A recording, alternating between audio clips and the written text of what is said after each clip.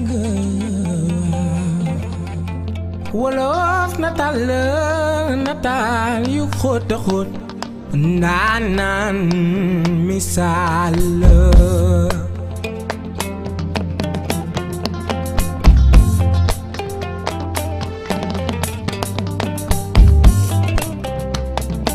wax théâtre wala wax pièce de théâtre te duñu lim pièce de théâtre bi nga xam ne moom moo ko joué woon 20 ans après mi ngi continuer di marquer les esprits 20 ans après loolu mi ngi nekk d'actualité bien que moment bi ñu koy joué moment boobu loolu moo amoon ñu bëri xamatuñu turam ndax tug ba mu joué ca boobu théâtre muy Ibra Italien nag yaakaar naa ne namoon ngeen ko gëj ngeen ko gis mi ngi nii tey moom leen siq ak waxtaan pour mu wax ñu 20 ans après naka la gisee li nga xam ne mooy théâtre boobu mu joué woon bu marqué esprit sénégalais yëpp ak lan mooy projet am ak fu mu toll ci théâtre Ibra Italien ñu ngi lay nuyu. maa ngi leen di fay di nuyu waa Pikini Production yëpp di nuyu tous les techniciens ak l'ensemble des techniciens du Sénégal. yaay namoon nañ la. oui man maa leen gën a namm maa leen raw foofu ñoom ñëpp mais joxoon naa leen rendez-vous parce que newoon naa leen na ngeen continuer suivre ci kanam parce que samay affaire boo ma séentoo nord maa nga sud xaw ma nag fu ñu may sóor man. mais wóor na ma ne fi may génn dina bettaat encore ñëpp. wax naa sa tur mu nekk tur boo xam ne ñu bëri xamuñu la ci tur boobu boo koy laajtee ci théâtre doo gaaw a feeñ soo nee kuy Mok Dieng moom xam naa ne doo gaaw a feeñ Ibra Italien bi dem na ba nga xam ni moom muy sa tur te tur rôle kese la woon. oui xam nga léeg-léeg tur day topp nit lu film surtout film day topp nit wala histoire am wala dara nit day def lu marquant loo xam ne dañuy mujj sax fàtte turam. ba tuddee ko beneen tur wala tuddee ko sax turu loolu dinay dem sax ba ñu tuddee nu turu dëkk fekk ci yu mel noonu rek la jóge donc tur day topp nit peut-être moo gën a marqué nit ñi jàpp turu Ibra Italien bi moo gën a yomb si ñoom jàpp turu Mor Dieng. Ibra Italien 20 ans après tey boo toogee di analyser li jot a xew casting bi na nga ko joué succès bi célébrité bi lim la mës a apporter tey 20 ans après boo toogee ban analyse ngay def parce que analyse moment boobu ak analyse 20 ans après yaakaar na war na différer. Oui, ça peut avoir une différence parce que le temps avance, les choses changent. Mais succès chez nous les artistes peut-être ñiy seetaan ñooy gis succès ñooy gis yooyu mais artiste bi en général du dund loolu. parce que chaque fois boo paree ci benn yaa ngi dundaat beneen léeg-léeg sax nit ñi dañ lay laaj ci loo xam ne dafa passé bon peut-être ñoom ñu ngi door a seetaan wala yooyu mais en général day fekk artiste bi ci beneen épreuve encore moo tax souvent ñun dañuy passer vite les choses nit ñi nag ñoo fay rester parce que c'est des faits marquants quand même parce que Ibra Italien a marqué l'histoire théâtre sénégalais vraiment dafa marqué bon ni mu ñëwee aussi parce que boo xoolee théâtre demoon nañ ba période yooyu vers les années 96 97 presque góor ñi seetaanatuñ ko woon on se disait toujours ne théâtre yi fu jigéen la théâtre da ngay et cetera mais c'est un film qui a révolutionné l'histoire du Sénégal parce que Ibra Italien bi muy génn boobu théâtre demeetul woon noonu seetaanatuñ ko bu baax d'ailleurs les mardis la daan faral di am c'est même mardi boo daan doxaani excusez-moi du terme doo dem doxaani mardi parce que mardi boo demee da ngay fekk du la tal voilà télé bi lay tal bon donc looloo amoon mais film boobu bi mu ñëwee dafa dugalaat ay générations et des générations peut-être de jeunes qui aimaient le théâtre et qui avaient peur ou bien par complexe yi ñu ci doon wax ak yooyu daawuñ ci dugg mais film boobu dafa ñëw révolutionner le théâtre sénégalais attirer encore le public sénégalais à la télé. Vraiment, c'est un film qui a créé beaucoup d'histoires théâtrales au Sénégal. Casting bi naka la demee parce que des fois da ngay gis film yoo xam dafa war a am casting ki ko joué du moom nañ copté woon pour mu joué ko wala yow dès le début da nga def casting bi rek ñu ne yow yaa ko joué et puis aussi scénario bi naka la demee yéen ci waxtaan en groupe wala ki daan joxe scénario yi moo ko joxe. Oui, vous savez scénario bi ni mu ma dikkee parce que temps yooyu dañ toog ba ci yàgg Cheikh Tidiane Diop jëm si yàlla yal na ko yàlla yërëm te yéexenu xare ko àjjana dañ toog ba mu yàgg mu ñëw ne ma ñun ñëpp la ko wax sax ne il faut ngeen commencer di discuter di waxtaan di jouer ay pièces yoo xam ne ça va porter sur les venant d'Europe venant d'Italie et cetera bon ci lañ xalaat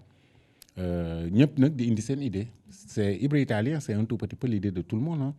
ñëpp a indi seen idée Daaray Kocc travaille comme ça après autour de cette idée ñu jël ko toj ko ku nekk génnee xalaatam et cetera mais c'était un peu difficile quelque part parce que Cheikh Tidiane Diop avait un problème mooy kan moo koy jouer le rôle bii c'était vraiment un problème période yooyu aussi laay doog a ñëw Daaray Kocc sama première année à Daaray Kocc vraiment bi nga koy joué ngay soog a ñëw. oui mais boobu fekk na bon jaar naa école des arts jaar sama trajectoire cycle école des arts yëpp jaar conservatoire bu Dakar bu Sénégal def conservatoire bu Paris à l'école Meyerson def naa beaucoup de choses avant may ñëw jamonoy tey en 80 laa dem jamonoy tey j'étais très jeune vraiment j'étais le plus jeune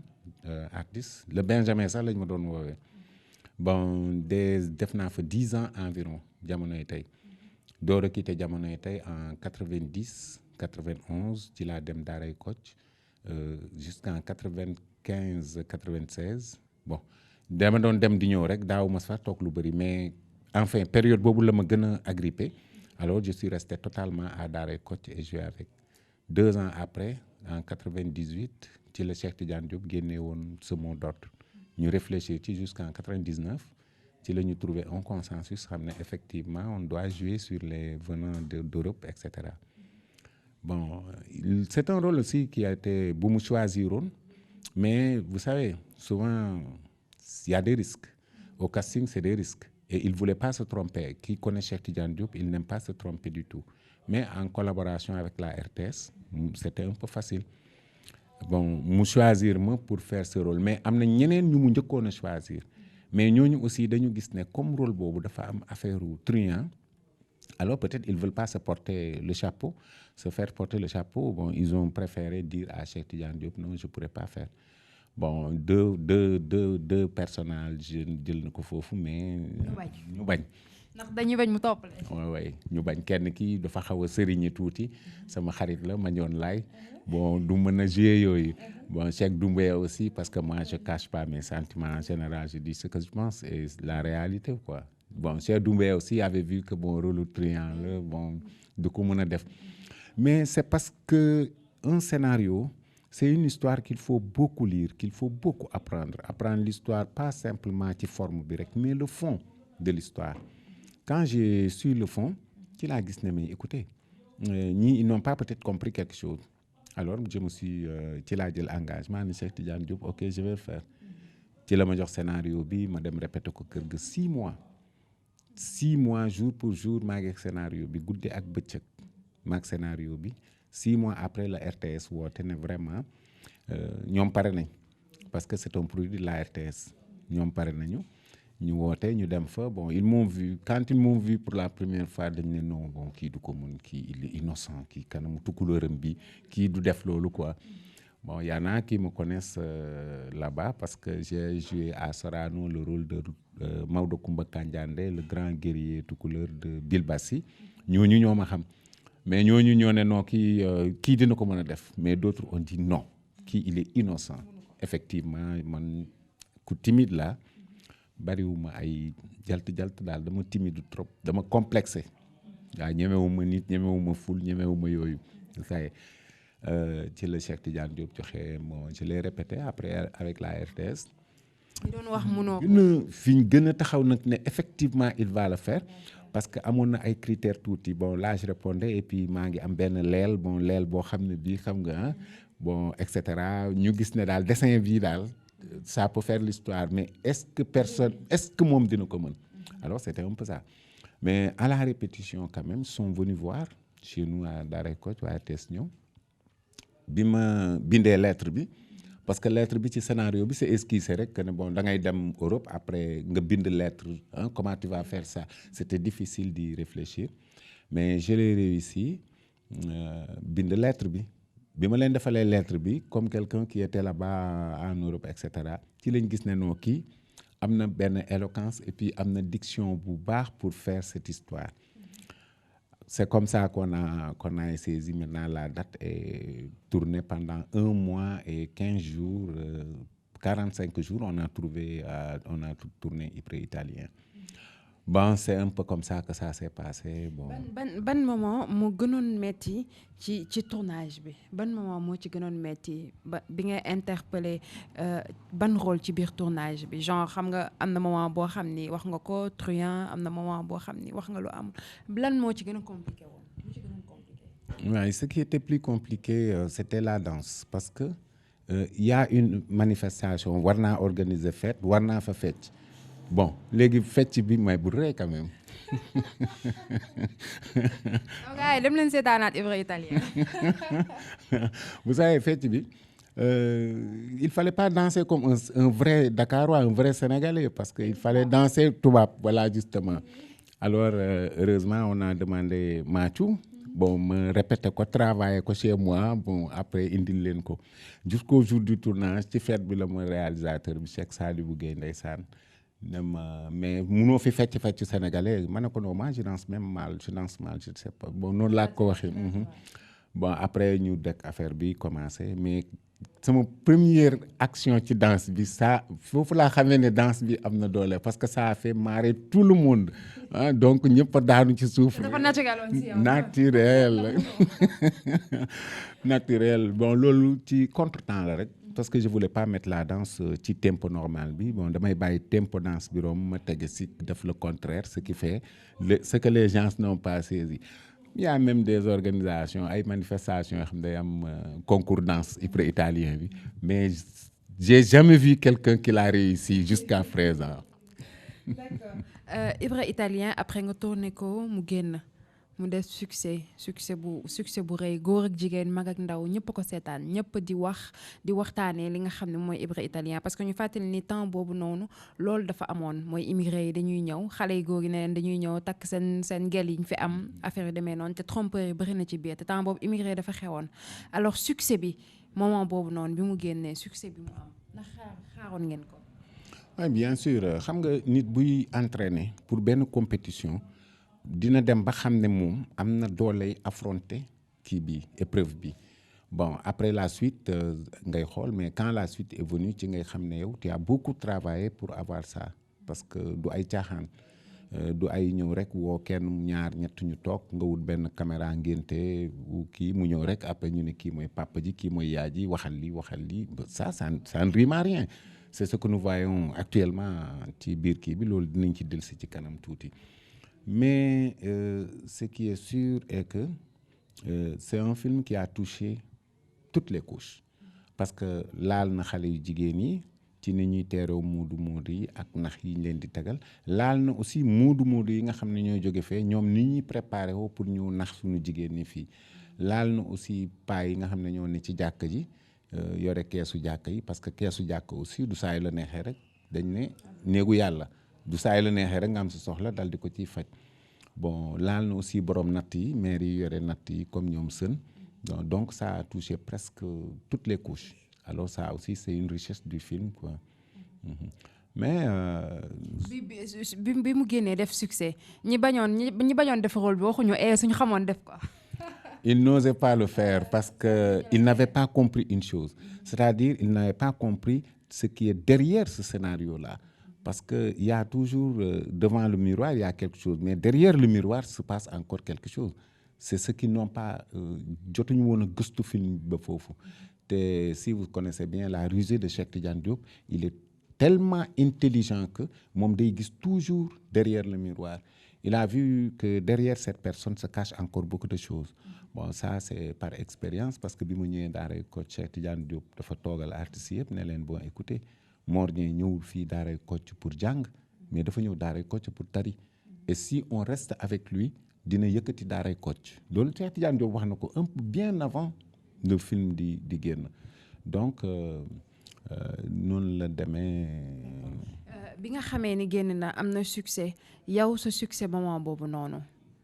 nan nga ko dundee moment boobu succès bi mu amoon ak lan la Ibra Italien apportel. D'abord dama tiit prévoir woon naa ne ça fera quelque chose mais fi mu mujj yegg daf ma dépassé après parce que dem naa ba pour ma génn c'est tout à fait un problème il faut nga def yére naar solu mël fawu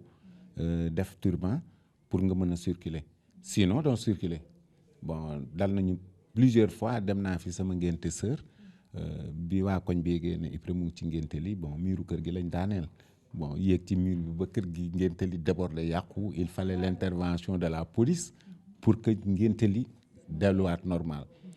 tombé aussi quelques jours après may ngénte mais sama ngénte boobu dama mujj yàkkamti ngénte li tas parce que xamatuma woon nan laay def il était question dama tiit ba may woo police ma dem woo sapeur alors bi sapeur yi ñëwee gis débordement bi ak ñi ne ci kaw balcon yi ni ñu feese ces balcons là pouvaient tomber d'un moment à l'autre vous savez yooyu ñoom ñoo mujj sax woo police affaire yooyu lii moom moo ma génnee ci ngénte loolu donc succès dinañ koy ñaan mais souvent aussi dina yegg seenoo xam ne mun na la dépasser mais heureusement que musuma yëg succès bi musuma dund maanaam succès nekk ci kaw tuuti man je suis talibé je vis talibé oui. Pourtant on dirait pas nag parce que bi mu génnee neneen dafa mën rôle bi parce que dafa nuru ko bëri tiitar. waaw mais oui dama bëri tiitar oui ku bëri tiitar la vraiment bon bëri tiitar benn gerte la rek bu nit di dund en soi même bon di ko incarner en soi même di ko dund day yomb day yomb. mais lan la apporter Ibra Italien lan la apporter parce que nit ki booy liggéey aussi bëgg nga dara lan la apporter ci sa carrière lan la apporter ci li nga xam ne moom mooy côté financier lan la Ibra Italien. film boobu ça m'a apporté vraiment beaucoup de choses dama lay wax rek sympathie bi sénégalais yi am ci man loolu déjà aw ma prime parce que être aimé par tout le monde n'est pas facile du tout vraiment ku la gis signe ree song la bëgg la nuyu ba léegi ku la romb bëgg na la nuyu bon vraiment man dama dem ba ci biir ma xam ne lii rek amul prix imaginez tu sors de chez toi tu prends un taxi par exemple taxi bi yóbbu la fi nga yem ngay làmb di kii naan ko ñaata la mu ne la noo sawaar dal di ree ne la ana Ndey Xadi ana Baye Eli ana conteneur bi ndeysaan dal di ree ne la noo sawaar dem aw ma njëgam da ngay dem di rang par exemple Senelec wala ailleurs pour payer quelque chose dal na ma dem je veux pas bëgguma wax si kii bi ma dem di rang pour jënd ay produits mais maa ngi rang ki topp sama ginnaaw bi ma ñëwee bëgg a fay moo ma ne non Ibra bàyyil ma fay ma tourné xool ko muy Boots bu Jeanne d'Arc Koto le plus court du sport sénégalais en général mën naa wax ne moo ci gën a gàtt Koto bu Jeanne d'Arc ne ma non ça va je paye bi ma gestoo gis ko dama ne mii kii ëpp ma ko succès parce que kii tamit daaneel na ma stade ba tàyyi mais tey moo taxaw di ma fayal kii bii nii donc yu mel ni yooyu amul prix moo tax souvent quand on dit que est-ce que l'artiste se nourrit de son l'art nourrit son homme mais vraiment fi ko nit ñi di xool ak fa mu nekk bokkul effectivement art nourrit son homme parce que li ma ci am bëri na vraiment li ma ci am bëri na féex ci dund ci samay mbokk jëriñu ci samay am di jàmm samay xarit tout autour de chez moi ñëpp jëriñu ci loolu rek dafa am solo ñëpp bëgg la ñëpp sopp la ko kenn amul prime souvent y en a qui me disent que mais yow ñun foogoon nañ gis dañ la seen keroog Almadi mais ñu ngi seet ban kër nga génnee parce que dañ defe ne Almadi nga dëkk et tout ça nangam ça c'est le Sénégalais qui pense comme ça. maanaam jotoo cee am kër wala oto comme nit ñi ni ñu xalaatee. non pas comme niñ ko xalaatee man sama oto maa ko utal sama bopp sama kër maa ko utal sama bopp yooyu yëpp aw ma ko ci. vous voyez du loolu la ma jox mais par contre nit la ma jox te nee nañu nit moom mooy alal. d'accord waaye ba tey leeraloo côté financier bi de côté financier leeraloo ko bu baax ndax affaire bi indi na wala nit ñi autour ñoom ñoo indi. bon écoutez évidemment Sénégal xam nga sénégalais parce que mu njëriñ indi xam nga da ngay toog nit woo la téléphone dama chercher ba sonn gis sa numéro nangam bon je t'envoie quelque chose nangam bu la envoyé dara yow boo xoolee da nga naan kii lan moo ko dal lan la lu xew parce que normalement est-ce que je mérite ce salaire-là? Bon, en tant que fonctionnaire aussi, moi je suis fonctionnaire de l'État. Bon, bariwuma woon noonu problème daal bariwuma woon tam yu may xalaat ci côté yooyu mais franchement du ay alal yooyu walla yooyu la ma jural